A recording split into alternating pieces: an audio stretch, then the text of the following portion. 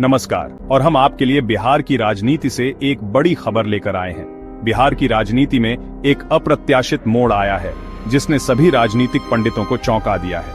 एक बड़ा भूचाल आया है। ये खबर राज्य की राजनीतिक समीकरणों को पूरी तरह से बदल सकती है। चिराग पासवान युवा नेता और अपनी अलग शैली के लिए जाने जाते हैं। लोक जनशक्ति पार्टी रामविलास के अध्यक्ष, जो अपने पिता की विरासत को आगे बढ़ा रहे हैं, ने सारण की रैली में एक बड़ा ऐलान किया है जिसने राजनीतिक गलियारों में हलचल मचा दी है। उन्होंने घोषणा की है कि उनकी पार्टी 2025 के विधानसभा चुनाव में अकेले मैदान में उतरेगी। सभी 243 सीटों पर अपने उम्मीदवार उतारेगी और किसी भी दल के साथ गठबंधन नहीं करेगी, अकेले चुनाव लड़ेगी। ये फैसला उन्होंने पार्टी कार्यकर्ताओं और समर्थकों की राय के बाद लिया है। चिराग, जिन्होंने हाल ही में लोकसभा चुनाव में शानदार प्रदर्शन करते हुए 5 सीटें जीतकर अपनी ताकत दिखाई और साबित किया कि वे बिहार की राजनीति में एक महत्वपूर्ण शक्ति हैं, अब गठबंधन की राजनीति से बाहर निकलने का दावा कर रहे हैं और अपनी पार्टी को एक नई दिशा देने की बात कर रहे हैं। उन्होंने कहा, यह फैसला बिहार की जनता और पार्टी के कार्यकर्ताओं का है। हम उनकी उम्मीदों पर खरा उतरने के लिए प्रतिबद्ध हैं। अब एलजेपी-आरवी किसी गठबंधन के बंधन में नहीं रहेगी। उन्होंने यह भी कहा कि उनकी पार्टी बिहार के विकास के लिए एक नया दृष्टिकोण पेश करेगी।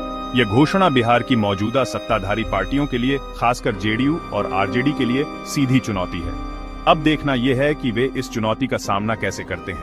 सवाल है, क्या चिराग बिहार में तीसरा मजबूत विकल्प बन सकते हैं? क्या वे युवाओं और अन्य वर्गों को अपनी ओर आकर्षित करने में सफल होंगे? उनका बिहार फर्स्ट, बिहारी फर्स्ट का नारा, जो राज्य के विकास और लोगों की समृद्धि पर केंद्रित है, युवाओं में तेजी से लोकप्रिय हो रहा है। यह नारा उन्हें एक नई उम्मीद दे रहा है। अब देखना है, क्या चिराग किंग मेकर बनेंगे और सरकार बनाने में महत्वपूर्ण भूमिका निभाएंगे या खुद किंग की दौड़ में शामिल होंगे। बिहार की राजनीति में आगे क्या होगा, यह देखना दिलचस्प होगा। आखिर चिराग पासवान ने अकेले चुनाव लड़ने का फैसला क्यों लिया? ये एक बड़ा सवाल है, खासकर बिहार की राजनीति में। सबसे बड़ी वजह है लोकसभा चुनाव में मिली जबरदस्त जीत, जिसने एलजेपी रामविलास को एक नई पहचान दी, जिसने पार्टी और चिराग दोनों का आत्मविश्वास बढ़ाया। इस जीत ने उन्हें यह सोचने पर मजबूर कर दिया कि वे अकेले भी बेहतर कर सकते हैं। पार्टी के कार्यकर्ता चाहते थे और लगातार दबाव बना रहे थे कि एलजेपी-आरवी अब किसी की बी टीम न बने। वे अपनी स्वतंत्र पहचान बनाना चाहते थे। चिराग की व्यक्तिगत लोकप्रियता भी तेजी से बढ़ी है, जिससे उन्हें और बल मिला, खासकर युवाओं में, जो उन्हें एक नए नेता के रूप में देखते हैं। वह लगातार बिहार का दौरा कर रहे हैं और लोगों से सीधे जुड़ने की कोशिश कर रहे हैं। विकास, रोजगार और शिक्षा के मुद्दे उठा रहे हैं। इन मुद्दों को लेकर वह जनता के बीच अपनी बात रख रहे हैं। चिराग का मानना है कि गठबंधन में रहकर पार्टी का विस्तार रुक जाता है और अपनी विचारधारा को पूरी तरह से लागू नहीं किया जा सकता। इसलिए सभी सीटों पर चुनाव लड़ना जरूरी है। यह उन्हें अपनी ताकत दिखाने का मौका देगा। यह जोखिम भरा कदम है, लेकिन चिराग को अपनी क्षमता पर पूरा भरोसा है। लेकिन चिराग अब पार्टी को हर गांव कस्बे तक पहुंचाना चाहते हैं और एक मजबूत संगठन बनाना चाहते हैं। चिराग पासवान की पार्टी लोक जनशक्ति पार्टी एलजेपी बिहार की राजनीति में एक महत्वपूर्ण खिलाड़ी है। केंद्र में एनडीए का हिस्सा है और एक लंबे समय से भारतीय जनता पार्टी बीजेपी के साथ गठबंधन में है। इस गठबंधन ने कई बार केंद्र में सरकार बनाने में महत्वपूर्ण भूमिका निभाई है। लेकिन बिहार में अकेले चुनाव लड़ने का फैसला चौंकाने वाला है। यह फैसला न केवल राजनीतिक पंडितों को हैरान कर रहा है, बल्कि गठबंधन के भविष्य पर भी सवाल उठा रहा है। राजनीतिक विश्लेषकों के मुताबिक ये बीजेपी पर दबाव बनाने की रणनीति भी हो सकती है, खासकर बिहार के आगामी चुनावों को देखते हुए, ताकि सीट बंटवारे में ज्यादा हिस्सेदारी मिले। एलजेपी का मानना है कि वह बिहार में ज्यादा सीटों पर चुनाव लड़ने की हकदार है। अगर एलजेपी-आरवी सभी सीटों पर लड़ेगी तो एनडीए के वोट बंट सकते हैं, जिससे गठबंधन कमजोर हो सकता है, जिससे विपक्ष को फायदा हो सकता है। विपक्षी पार्टियां इस स्थिति का लाभ उठाने की कोशिश कर सकती हैं।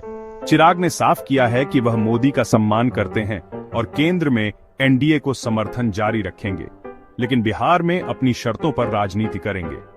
वह बिहार के विकास के लिए अपनी अलग दृष्टि रखते हैं।